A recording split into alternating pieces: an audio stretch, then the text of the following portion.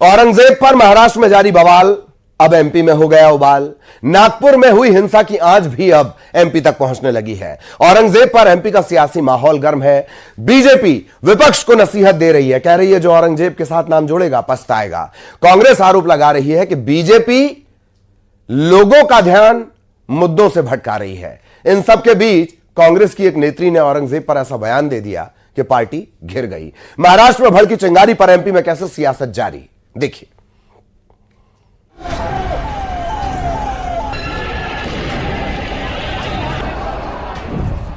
महाराष्ट्र में भड़की चिंगारी, एमपी में सियासत जारी।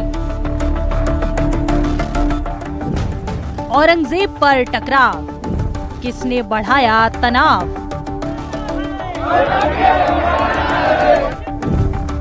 नागपुर में आग, एमपी तक आंच। औरंगजेब पर नागपुर में लगी साजिश की आग की आंच एमपी तक पहुंच गई है। औरंगजेब की कब्र पर एमपी में सियासी गर्मी बढ़ गई है। बयानों के तीर चल रहे हैं। नागपुर हिंसा पर बीजेपी विधायक रामेश्वर शर्मा ने कांग्रेस और विपक्षी पार्टियों पर हमला बोला है। औरंगजेब के साथ अपनी पहचान न जोड़ने की नसीहत दी है। कहा है औरंगजेब के साथ पहचान जोड़ोगे तो पछताओगे। कांग्रेस ने भी पलटवार किया है। कहा है कि राजनीतिक पार्टियां और जो सरकारें हैं ये नफरत फैलाना चाह रही हैं। हमारी हमदर्दी एपीजे अब्दुल कलाम के प्रति होना चाहिए, क्योंकि वो देशभक्त हैं। हमारी पहचान औरंगजेब से नहीं, हमारी पहचान अशफाकुल्लाह खां से होना चाहिए। और जो औरंगजेब की से अपनी पहचान बना रहे हैं वो गलत कर रहे हैं। ध्यान रखिए, औरंगजेब लुटेरा था, लुटेरा है और वो लुटेरा ही रहेगा। इतिहास में कुछ चाटुकार उसको महान भली कह सकते हैं। मैं नागपुर के लोगों से पहले कहूंगा कि वहाँ शांति बनाएं और ये राजनीतिक पार्टियां और जो सरकारें नफरत फैलाना चाह रही हैं ये संयम बरतें। इसमें उनका नुकसान नहीं होता, जनता का नुकसान होता है। दूसरा, इतिहास पे क्यों जा रहे हैं, वर्तमान पे आए। इतिहास में क्या हुआ क्या नहीं हुआ, कौन सी खबरें हैं कौन सी नहीं है, किसका क्या इतिहास है, किसने क्या दुराचार करा, ये छोड़ो, वर्तमान में आओ। भूखों को आवश्यकता है खाना देने की।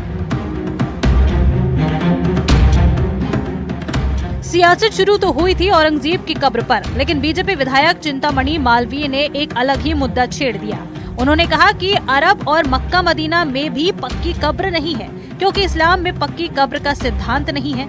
चिंतामणि मालवीय ने कहा है कि कब्र से जगह घिरती है, ऐसे में पक्की कब्र हटनी चाहिए। कांग्रेस विधायक अभिजीत शाह ने पलटवार करते हुए कहा कि बीजेपी असल मुद्दों से भटकाने के लिए ऐसी बातें करती है। कच्ची पक्की कब्र बनाना ये इस्लाम में निषेध है, तो वो पहचान बना करके रखना उसकी, इसको खुद मुसलमान ही स्वीकार नहीं करते। तो इतने कई कब्रें मिट गई, स्वयं आपको अरब में मक्का मदीना में कब्रें नहीं मिलेगी तो यहाँ कब्रें क्यों हो?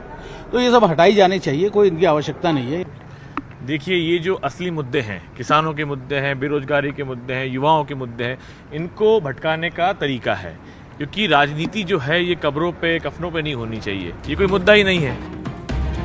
औरंगजेब पर एमपी में सियासी माहौल तब और गर्मा गया जब कांग्रेस की एक नेत्री रेखा जैन ने औरंगजेब की तुलना भगवान परशुराम से कर दी। उनकी पोस्ट पर बवाल हुआ तो कांग्रेस को उन्हें नोटिस जारी करना पड़ा। बाद में रेखा जैन ने अपने पोस्ट को लेकर माफी भी मांगी। एमपी में भी तो औरंगजेब पर सियासी दंगल जारी है। नागपुर में हिंसा के बाद सियासत और भी गर्म है। हिंसा के बाद नागपुर में तो स्थिति नियंत्रण में है, लेकिन सियासी तनाव बढ़ गया है। Bureau report, news 18। औरंगजेब पर मध्य प्रदेश में कैसे सियासत गर्म है ये आपने देखा। यूं तो औरंगजेब पर एमपी में काफी वक्त से सियासी बवाल छिड़ा है, लेकिन फिलहाल जो उबाल है वो नागपुर में हुई हिंसा की वजह से है। तो यह भी जान लेना जरूरी है कि आखिर नागपुर में क्या क्या हुआ। इसे अपने दिमाग में बिठा लीजिए। नागपुर में कैसे भड़की आग, यही एक सबसे बड़ा सवाल है। हिंदू संगठनों ने औरंगजेब का पुतला फूंका, प्रतीकात्मक पुतला था, कंडे वगैरह थे, उसमें एक रंग विशेष का कपड़ा था, उसमें कुछ लिखा रहा होगा। बस औरंगजेब का पुतला फूंकने पर हिंसा भड़क गई। किसी ने कहा कि हमारे मजहब का कुछ जला दिया। रात 8:30 बजे के करीब दो समुदायों में झड़प हो गई। अफवाह के बाद एक समुदाय उग्र हो गया, जमकर पथराव हुए, आगजनी हुई, घरों पर पथराव हुए। लोग टूट जाते हैं एक घर बनाने में, तुम तरस नहीं खाते बस्तियां जलाने में। गाड़ियों को जला दिया गया। पुलिस ने उपद्रवियों पर आंसू गैस के गोले छोड़े। उपद्रवियों ने पुलिस पर पथराव किया। 3 डीसीपी है, 11 पुलिस वाले घायल हुए हैं, 5 लोग जख्मी हुए हैं। यह आंकड़ा बढ़ेगा और कई तो ऐसे हैं जिन्हें आईसीयू में एडमिट करना पड़ा। हिंसा के बाद नागपुर में धारा 163 लागू की गई है, जो पहले धारा 144 के नाम से आप इसे जानते हैं। नागपुर हिंसा में अब तक क्या क्या हुआ, क्या क्या जला चुके हैं वो उपद्रवी, वो भी जान लीजिए। कितना नुकसान कर चुके हैं वो, ये भी जान लीजिए।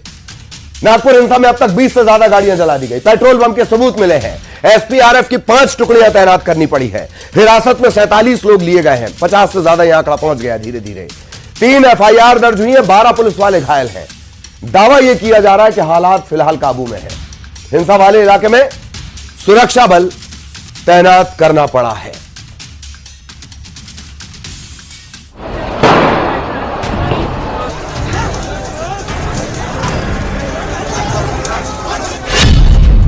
नागपुर में भड़की हिंसा।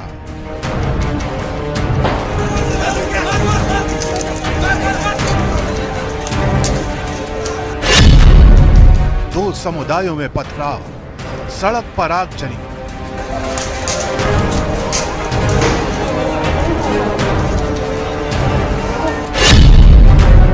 पुलिस ने दागे आंसू गैस के गोले।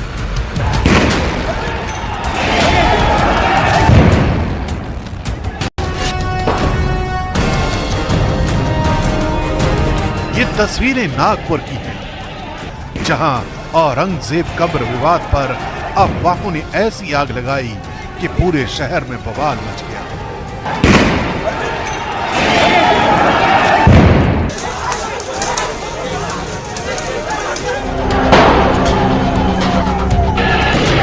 नतीजा ये हुआ कि भीड़ को काबू करने के लिए पुलिस को आंसू गैस के गोले दागने पड़े और लाठी चार्ज का सहारा लेना पड़ा। कहते हैं शाम के वक्त दूसरा जो गुट था, उस गुट के लोग भी इस जगह पर पहुंचे और दोनों गुट में विवाद की स्थिति बन गई। स्थिति इतनी तनावपूर्ण हुई कि दोनों गुटों में आपस में कई घंटे तक पथराव हुआ, कई जगह पर आगजनी की गई। पुलिस का बल जो है वो तुरंत इस जगह पर पहुंचा। ये इलाका पुराने नागपुर का इलाका है, सेंसिटिव इलाका है, जिस वजह से पहले से ही पुलिस फोर्स यहाँ पर तैनात थी, लेकिन लोगों की संख्या ज्यादा थी। आरोप है कि बजरंग दल और विश्व हिंदू परिषद के प्रदर्शन के दौरान कुछ लोगों ने प्रदर्शनकारियों पर पत्थरबाजी शुरू कर दी, जिसकी वजह से हिंसा भड़क गई। शिवाजी पुतला इलाका जो है ये पुराने नागपुर का हिस्सा और यहाँ पर मोहल्ले वाला ये इलाका है। इस तरीके से यहाँ पर सड़क के दोनों तरफ जो है वो गलियां, और इन दोनों गलियों से, सड़क के दोनों तरफ जो गलियां, उन दोनों गलियों से पत्थर जो है वो चल रहे थे। भीड़ को तितर बितर करने पुलिस ने लाठीचार्ज किया, लेकिन कई घंटों तक लोग जो है इन दोनों तरफ की गलियों से पत्थर एक दूसरे पर फेंक रहे थे।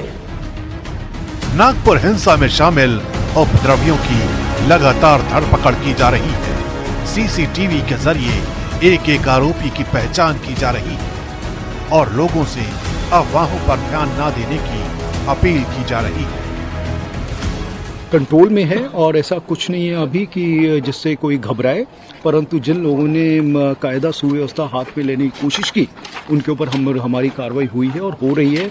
जो लोग इसमें इन्वॉल्व हैं उनकी फोटोग्राफ्स हैं, वीडियोस हैं, और उसके अलावा जो हमारा कमांड कंट्रोल सेंटर है उसमें भी हम लोग वॉच रखे हुए हैं, कौन कौन इसमें दिख रहे हैं, तो उनके ऊपर सबके ऊपर यही, जैसे मैंने आपको बताया कि जब कुछ लोग जमा हुए इसमें आमने सामने आए, उन्होंने की कोई कार्रवाई नहीं हुई है क्योंकि अरेस्ट उस समय चल ही रहा था, तो उसका कुछ लोगों ने गैर फायदा या अफवाह फैलाने की कोशिश की और उस अफवाह के उसमें जो है कुछ लोग जो है बह जाते, जैसे उस तरह का हुआ, कुछ र्यूमर्स भी फैले और उसकी वजह से लोग जमा हुए और उसके बाद में आमने सामने हुए और पुलिस जो है उस समय पे पहुंच गई थी। कुछ दगड़ फेंक हुआ है और वो अभी परिस्थिति काबू में।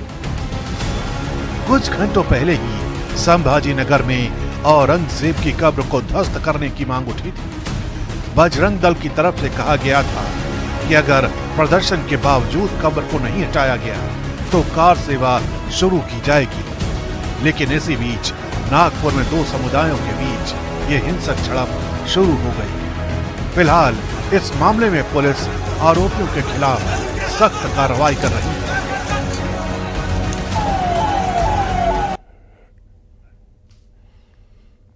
तो नागपुर में आग और मध्य प्रदेश तक इसकी आंच, तरह तरह की डिमांड्स उठ रही हैं, तरह तरह की बातें कही जा रही हैं। हर कोई कब्र के पीछे भिड़ा है, यह नहीं देख रहा कि वो कहां खड़ा है। नागपुर का क्या कुछ अपडेट है, नागपुर आपको लिए चलेंगे। सहयोगी उदय इस वक्त हमारे साथ जुड़े हुए हैं, उनसे अपडेट ले लेंगे। उदय, फिलहाल क्या कुछ स्थितियां नागपुर में, क्या अपडेट है इस हिंसा से जुड़ा हुआ? मेरा ख्याल है 11 से ज्यादा इलाकों में कर्फ्यू लगा हुआ है। उदय, एकदम सही बात है। 11 से ज़्यादा इलाकों में जो है वो कल की घटना के बाद नागपुर पुलिस ने जो है वो कर्फ्यू लगाया। इसमें 13 पुलिस स्टेशन जो है वो शामिल किए गए और नागपुर शहर के चप्पे चप्पे पर जो है वो पुलिस का एक कड़ा इंतजाम किया हुआ। आने जाने वालों को जो है वो चेक करने के बाद ही सिटी में छोड़ा जा रहा है। मैं फिलहाल उसी जगह पर हूँ जहाँ कल रात को जो है वो पुलिस पर पथरावबाजी की गई थी। यहाँ पर ही आगजनी की एक घटना घटी थी। अब लगभग ये पूरे मामले को 20 घंटे से ज़्यादा का समय बीत गया। कल ये समय में यहाँ पर तनाव का माहौल जो है वो बना हुआ था, लेकिन आज 24 घंटे बाद अब तनाव की स्थिति यहाँ पर नहीं है। लेकिन लोगों के मन में जो कल ये घटना नागपुर में घटी थी उसके बाद जो है वो डर का माहौल है और वो डर का माहौल अभी भी देखते मिल रहा है, क्योंकि ये जो इलाका है जहाँ पर ये सब मामला हुआ था, ये मामला जो है वो शहर के बीचों बीच है और यहाँ पर आम दिनों में जो है वो सैकड़ों की तादाद में लोगों की भीड़ होती है, क्योंकि ये मिनी मार्केट है। यहाँ पर छोटी मोटी चीज़ों की दुकानें होती है। लेकिन कल की ये घटना के बाद लोग सहमे हुए हैं। आज कोई भी बाहर जो है वो नहीं निकला है। ये सब मामले के बाद पुलिस ने जो है वो कल रात को कॉम्बिंग ऑपरेशन जो है वो कॉम्बिंग ऑपरेशन किया था, जिसमें 50 से कई ज़्यादा लोगों को पुलिस ने गिरफ्त में लिया है।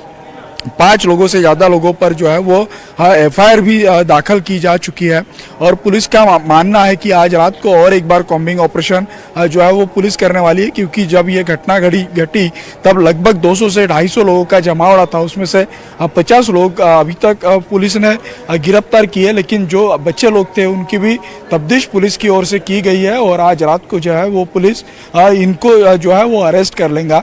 लेकिन पुलिस का मकसद है कि ये सब घटना जो हुई है उसके पीछे का मास्टरमाइंड कौन है, क्योंकि जिस तरह से नागपुर का अगर इतिहास देखा जाए तो नागपुर में इस तरह की घटना इसके पहले नहीं हुई थी, क्योंकि ये जो इलाका है ये इलाका से लगभग 500 मीटर की दूरी पर राष्ट्रीय स्वयंसेवक संघ का मुख्यालय है। ये जो महल बाग है, ये इलाके में जो है वो हिंदू मुस्लिम भाईचारे के साथ रहते हैं। आखिरकार ऐसा कल क्या हुआ था, ऐसी कौन सी भावनाओं को ठेस पहुंची थी कि पत्थरबाजी पुलिसों पर करना पड़ा। ये पत्थरबाजी इतनी तेज थी कि लगभग 35 से ज़्यादा पुलिस कर्मचारी जो है ये पत्थरबाजी में घायल हुए थे। इसलिए अब ये जो भी इस मामले के दोषी है उनको ढूंढना, चाहे वो साइबर सेल की ओर से हो या फिर लोकल पुलिस की ओर से हो, वो ढूंढना, उनको अब अरेस्ट करना। और इतना ही नहीं तो ये पूरे हमले का मास्टरमाइंड कौन है ये भी ढूंढने की पुलिस की ओर से जो है वो कोशिश जारी है। मोमिनपुरा से लेकर दही बाजार तक, वहां से लेकर कमाल चौक तक, कमाल चौक से लेकर बर्डी तक, बात तो सभी यही कर रहे हैं। नितिन गडकरी यही बात कर रहे हैं कि शांति का टापू था। देवेंद्र फडणवीस यहीं से आते हैं, वो ये बात कर रहे हैं फडणवीस कि शांति का टापू था। शांति के टापू को सुलगा किसने दिया, यही तो सबसे बड़ा सवाल है। उदय, पुलिस प्रशासन का क्या कुछ कहना है? वो बात अब एक निकल कर आ रही है। एकनाथ शिंदे तो कह रहे हैं कोई साजिश है। क्या पुलिस ने कोई अपडेट दिया है इससे लेकर? उदय जी, पुलिस तो अभी इस पूरे मामले की जो है वो छानबीन कर रही है। पुलिस अभी हालांकि कोई निष्कर्ष पर नहीं पहुंची है। पुलिस का कहना है कि इस मामले में पूरी छानबीन हो जाने दीजिए, उसके बाद ही इस पर कोई कमेंट किया जा सके। लेकिन जिस तरह का ये पूरा घटनाक्रम रहा है, जो जिन लोगों के ऊपर पत्थरबाजी हुई है, जिनके घर जलाने की कोशिश की जा रही है, उनकी अगर बात माने और जो ये मामले के CCTV आ गया है उनके अगर वो CCTV देखे तो ये जानबूझकर और सोच समझकर किया हुआ प्लानिंग हो सकता है। इस बात को नकारा नहीं जा सकता, क्योंकि ये जो हमलावर थे ये 150 से 200 के करीब थे और उनके हाथ में पेट्रोल की बॉटल्स थी, तलवार थी और कई सारे औजार थे। चेहरे पर पट्टी बांध के थे। जहाँ जहाँ CCTV थे वो CCTV को भी उन्होंने जो है वो तोड़ा था। तो ये साजिश के तहत हुआ है, ये अभी तो बोल नहीं सकते। लेकिन जो प्रत्यक्षदर्शी है, जिनके ऊपर ये सब चीजें बीती है, उनकी अगर माने तो ये सोची समझी साजिश थी। पुलिस का कहना है कि जब तक इसकी पूरी छानबीन ना हो जाए तब तक इस मामले पर कुछ ना बोलेंगे। बिल्कुल बिल्कुल, कुछ ना बोला जाए। और वहीं नागपुर के लिए भी भला है, देश के लिए भी जाहिर तौर पर भला ही है। भोपाल से शिवकांत भी हमारे साथ जुड़ गए हैं। शिवकांत, नागपुर में आग, MP में आज। हालांकि MP तो पहले से ही औरंगजेब को लेकर, उसकी कब्र को लेकर सुलग रहा है। शिवकांत, बिल्कुल ललित, आपने सही कहा कि एमपी में औरंगजेब को लेकर भी विवाद शुरू हो गया है। कल ही बीजेपी विधायक चिंतामण मालवीय ने एक नई आग को हवा दे दी है। उनका कहना है कि मुस्लिम समुदाय की जो कब्रें होती हैं वो सीमेंटेड नहीं होना चाहिए, इससे जमीन कह सकते हैं लैंड जिहाद का एक इनका फॉर्मूला हो सकता है। उसको लेकर लगातार आज यहाँ पर विधानसभा में भी विरोध देखने को मिला और आम लोगों की जहन में भी कहीं न कहीं ये बात एक घर कर रही है कि कहीं न कहीं विधायक जी ने बात सही उठाई और जो विधायक जी की मंशा भी थी कि कहीं न कहीं जो वो बात कह रहे हैं वो लंबे और दूर तक जाए। लेकिन फर्ज भाई ये बनता है सभी पक्षों का कि जितना हो सके शांति से काम लेने चाहिए। कोई भी ऐसा बयानबाजी नहीं होना चाहिए कि त्योहार के टाइम पर खासतौर से जब से ये औरंगजेब का मामला है तब से इन चीजों को कंट्रोल करने की कोशिश करनी चाहिए। हम देख रहे हैं कि कुछ दिन पहले ही एक नया विवाद महू में कह लें या अन्य जगहों पर शांत हुआ है, लेकिन अगर इस तरीके की बयानबाजी होती है तो निश्चित तौर पर लॉ एंड ऑर्डर को संभालना थोड़ा सा कठिन रहेगा। हालांकि पुलिस अपनी तरफ से अलर्ट है और लगातार कॉम्बिंग गश्त कर रही है। आज भी उन्होंने अनाउंस किया है कि सभी लोग शांति व्यवस्था बनाए रखें और कोई भी प्रकार के सोशल मीडिया ग्रुप्स हो या अन्य कोई माध्यम हो वहां पर कोई ऐसी टिप्पणी ना करे जिससे कि सांप्रदायिक सद्भाव को हानि पहुंचे। बिल्कुल बिल्कुल। उदय हमारे साथ जुड़े रहे, शिवकांत हमारे साथ जुड़े रहे, बहुत बहुत धन्यवाद आप दोनों का।